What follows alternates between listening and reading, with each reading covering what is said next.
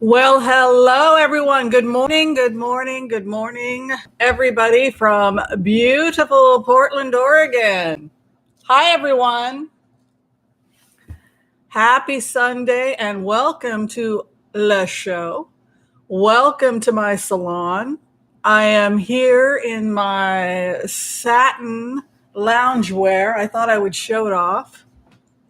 No, it is not what I slept in. It is loungewear. The designer is Unkia. I've always wanted loungewear, and since I can't go outside anymore, I've decided to purchase it for you and show it off to you. Now, I could model it for you if you would like. See? Matching. And I absolutely love it. I love loungewear. Satin loungewear. My favorite absolutely is PJ Harlow. If you're looking for amazing designers in loungewear, PJ Harlow. Before we get started, I just want to say welcome to everybody. Be sure and share, like, subscribe, and click the bell notification so that you can be notified about all future videos from the Oracle of Whimsy, who is my alter ego. But before we get started, I have to say hello to all of you wonderful people that have decided to spend your Sunday with me, starting with Douglas. Hello, Douglas, moderator extraordinaire. Thank you for being the first here.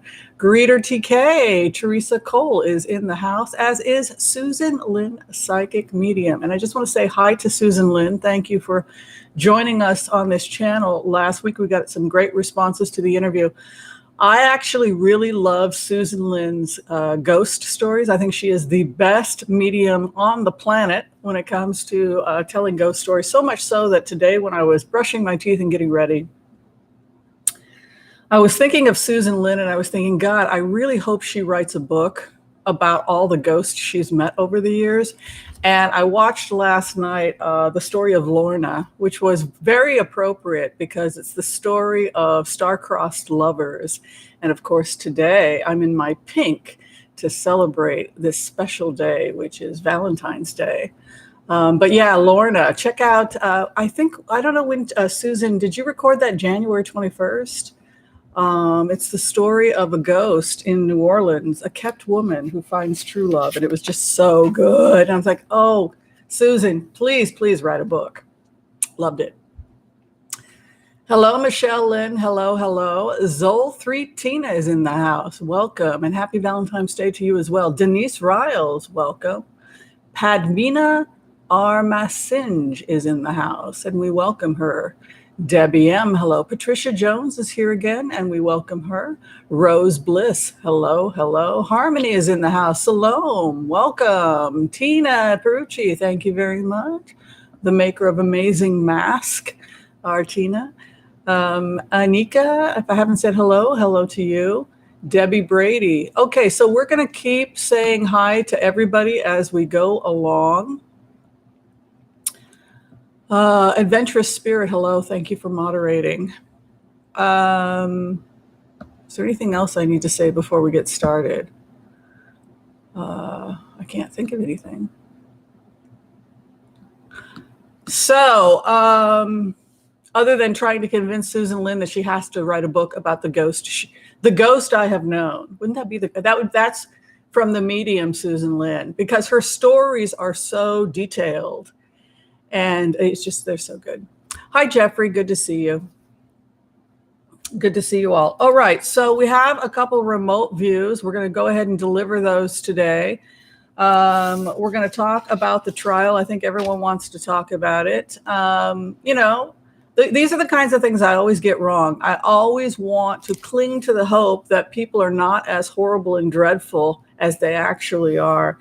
And I think the entire world is disgusted with the Republican Party right now. I don't know if all of you would agree with me on this, but yeah, I think that the entire planet is disgusted with the Republican Party right now because, for all intents and purposes, they basically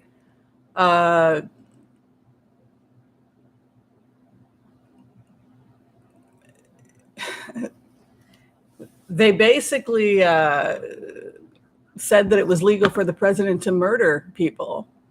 This was one of those situations where he really did hurt someone.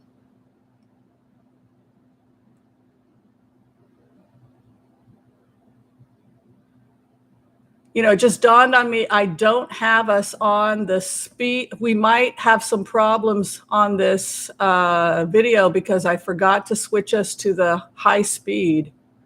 I'm worried we're gonna get disconnected if I try to do this, but let me go ahead and try and click us to the high speed.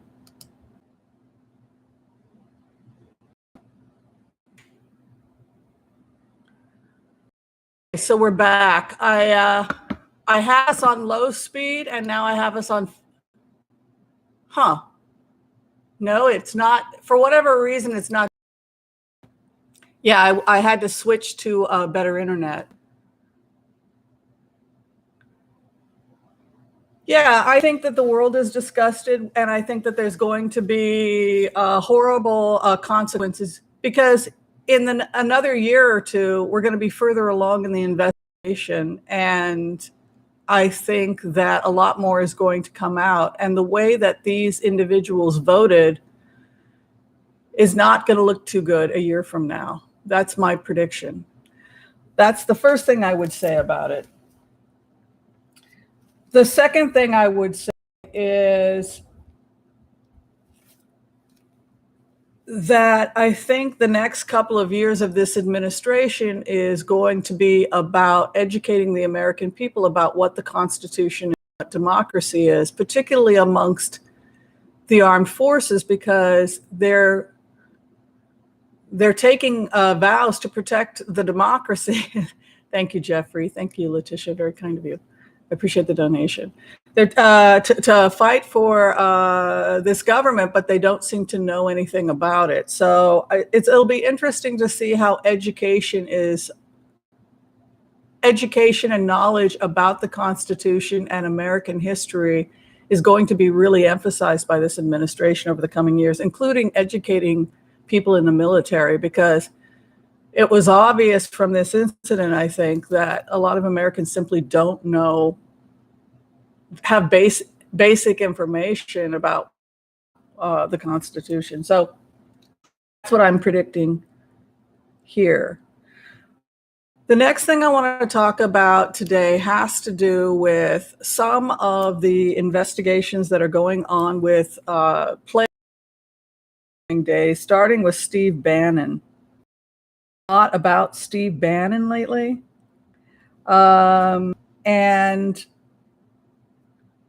what I started to feel when I went into the energy of disinformation, which we had talked about in the previous remote, this is a business.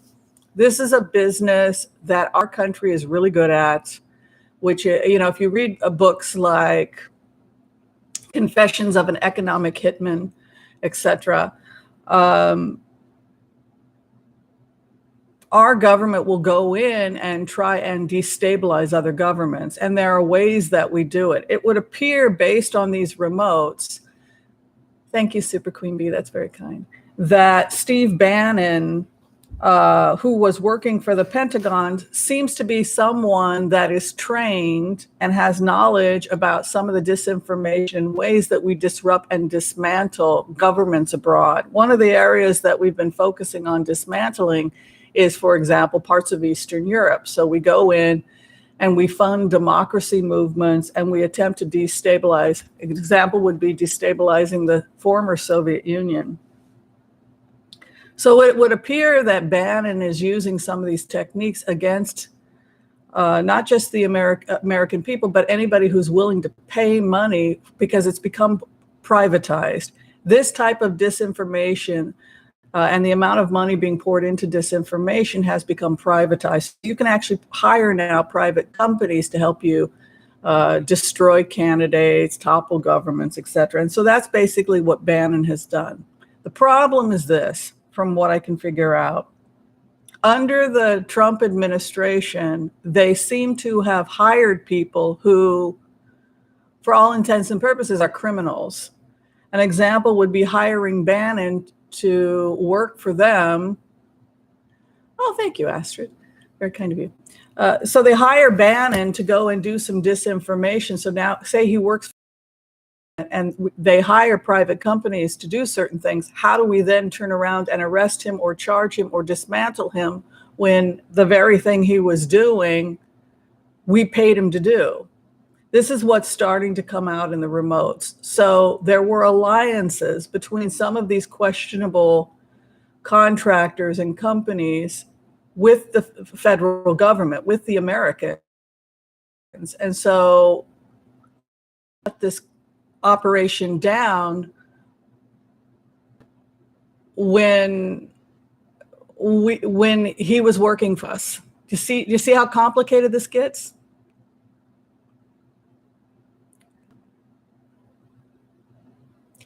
Yeah, I know it's buffering. It's because I'm not on a high speed right now. Yeah, I'm sorry. It is buffering. I couldn't I couldn't get it to go to the high anyway, so we have worked with Bannon. The American government has worked with Bannon. It's worked with private companies. It's hired these private companies to commit these acts. And so when they go off and do something against us, aiding and abetting a politician, say a Republican politician, since the Republicans are in charge, they kind of turn a blind eye to it and let him do whatever he likes. Unfortunately for him, we now have a Democrat in the White House that's going to then start looking at what Bannon's doing. But when you start looking in, you start seeing that he's working with Homeland, he's working with Pentagon, that we're using the same disinformation campaigns to attack. It's, in plain words, he's on our payroll. This is what becomes a problem. And when you continue to follow this energy, thank you, Foggy Ozark. Goth, I appreciate that. When you continue to follow this energy, you see that similar contracts have existed under the Trump administration and other questionable organizations, including some of the militia in the southern border that, again, for all intents and purposes, were fascist. They were white supremacist militias on the southern border. We hired them and developed contracts and relationships with them, working for the federal government to work with us to secure the southern border. So how do we then go and dismantle them? They thought, because of these types of arrangements, that they had the